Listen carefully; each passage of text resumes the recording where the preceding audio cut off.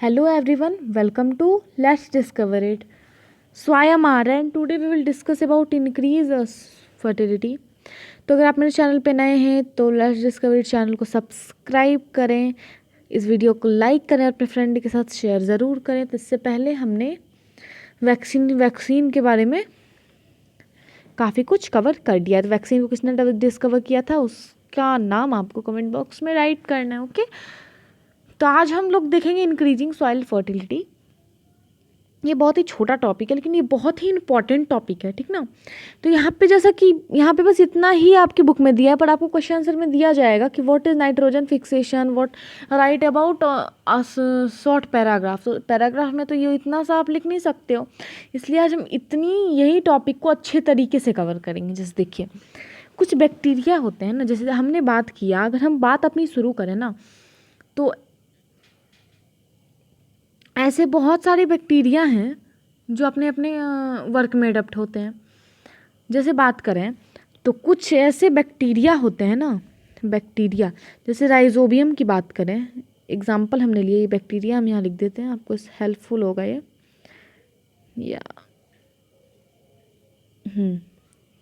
यहाँ ये term bacteria जो है ना, ये एबल होती है कि ये नाइट्रोजन को एटमॉस्फेयर से इनहेल करे यानी ले और इसको कन्वर्ट करे किस चीज़ में, नाइट्रोजन के कंपाउंड्स में, या नाइट्रोजन कंपाउंड में, और फिर इसको क्या करे, प्लांट को वापस दे दे। ठीक है, तो ये जो होल प्रोसेस चल रहा है कि ये नाइट्रोजन एयर से ले रहा है, कन्वर्ट कर रहा है, फिर प्लांट को दे रहा है, फिर प्लांट नाइट्रोजन का जहाँ भी उसे चाहिए वो वहाँ यूज़ कर रहा है। तो ये सारा प्रोसेस होता है between rhizobium bacteria and plant. अब देखें तो अब आप बोलोगे कि एटमॉस्फेयर में नाइट्रोजन कहाँ से आता है, एटमॉस्फेयर क्या है। तो एटमॉस्फेयर का जो टर्म यहाँ पे आपका यूज़ हुआ है ना, इसको अगर हम ध्यान में रखते हुए चलें तो atmosphere is a package of air. Okay, atmosphere जो है वो पैकेज है किस चीज़ के, एयर का पैकेज है। एयर में बहुत सारे गैसेस होते हैं, ठीक है। 78% nitrogen, 21% oxygen and 1% of carbon dioxide and other gases can you include in 1%। Okay, ठीक है। इसका आप एक अगर पाई चार्ट बनाओ, पाई चार्ट क्या होता है, देखिए पाई चार्ट हो, जैसे हमने ये एक सर्कल ड्रॉ किया, ये हमारा एक सर्कल है, यहाँ हमने ड्रॉ करेंगे, या चलिए हम एक स्क्वायर लेते हैं। If you want then I will change a colour that help you to understand this well. या तो जैसे अगर हम बात करें तो ये हमारा एक अर्थ है। अब पाई चार्ट कुछ ऐसे ड्रॉ होता है कि जैसे हमने भी जस्ट बोला कि एयर में 78% नाइट्रोजन होता है। अगर अब हम यहाँ पे देखें 78% नाइट्रोजन की बात की गई है, तो पहले तो हम यहाँ पे कुछ ऐसे एक चीज़ ड्रॉ करते हैं, आपको कुछ ऐसे ही ड्रॉ करना है, सॉरी, या इसको अब हमें 3 पार्ट में डिवाइड करना है। अब हम इसे कुछ ऐसे करके डिवाइड कर रहे हैं, या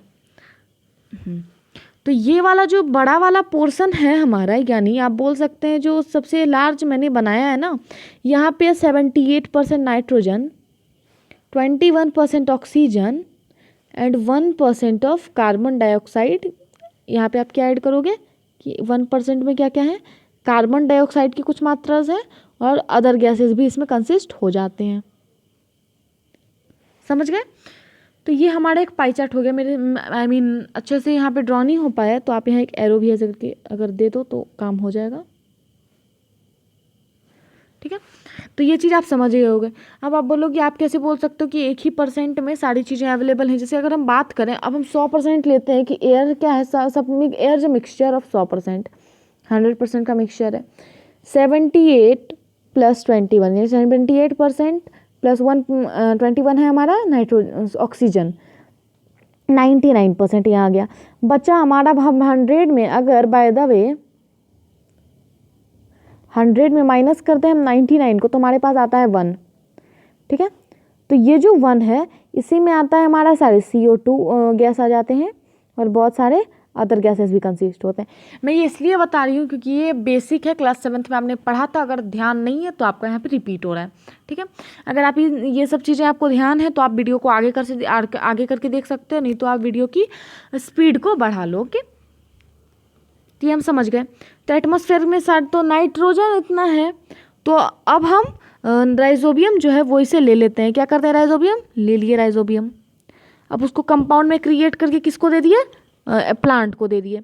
अब प्लांट को तो नहीं देंगे पर वो सॉइल में तो रखेंगे ना। और हमने क्या बोला था, हमने एक्चुअली एक प्लांट की बात करते हैं ना, ऐसे देखिए, या एक प्लांट में 2 सिस्टम्स होते हैं। एक होता है हमारा ये ग्राउंड है, ये हमारा है रूट सिस्टम, ये हमारा है शूट सिस्टम। तो ये हमारा शूट सिस्टम है, ये हमारा रूट सिस्टम है। तो इन दोनों में जो हमारा रूट सिस्टम होता है, जैसे लेग्यूमिनियस प्लांट का एग्जांपल है, तो उसी के रूट नोड्यूल्स में राइजोबियम बैक्टीरिया रहते हैं और वही नाइट्रोजन को वो रूट में फिक्स कर देते हैं, यानी सॉइल में फिक्स करते हैं। सॉइल में पानी जाता है, फिर मिनरल और वाटर को हमारा रूट लेता है और प्लांट तक पहुंचा देता है, ठीक है।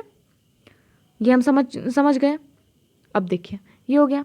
तो ऐसी माइक्रोब्स जो एबल हैं नाइट्रोजन को फिक्स करने में कि एटमॉस्फेयर से लेके वो नाइट्रोजन किसको दे देंगे, प्लांट को, तो वैसे माइक्रोब्स को हम बोलते हैं biological nitrogen fixers, BNF, biological nitrogen fixers उसे हम बोलते हैं, ओके। तो आज हमने इंक्रीजिंग सॉइल फर्टिलिटी अच्छे से कवर किया है। अगले वीडियो में हम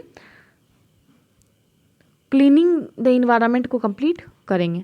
from this side Arya, thank you. और हम एक्टिविटी को भी कवर करेंगे, फिर हार्मफुल माइक्रोब से एक अलग टॉपिक है, ओके। तो अब हम मिलते हैं अगले वीडियो में। अगर वीडियो पसंद आया हो तो लाइक करिए, शेयर करिए, मेरे चैनल को सब्सक्राइब करिए। Thank you.